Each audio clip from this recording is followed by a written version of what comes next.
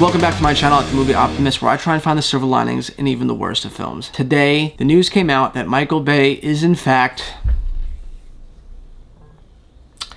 developing a new Transformers film for Paramount Pictures. And I have to imagine it's because, as bad as the last couple of Transformers films were, they still made a lot of money, minus the last one, which still made a lot of money. It made like $600 million the last night, I believe, where Mark Wahlberg was like the last living descendant of Cybertron Knight, which I don't understand makes any sense. Whatever. Doesn't matter. I think because all of the other Transformers movies that have come out since the Bay era, which have all been better than the Bay era, since they've all made less money, Paramount is scrambling to try and get the franchise back to the billion-dollar property that it is. So they're reaching back out to Michael Bay now after he's had a rest, hoping that he could deliver yet again another banger with a fresh idea. And I think that this is such a colossal disaster of an idea. I think that the Transformers movies started to decline because people were starting to wear thin of what Michael Bay had to say in Transformers. And it doesn't matter if he took 10 years off, he's going to come back and continue to say what he wants to say in this universe. Even if it's a fresh idea, it's still going to be with his stamp, and I think that his stamp is what put a lot of people out. Now, you had Bumblebee, which is a fantastic movie, but only made $400 million.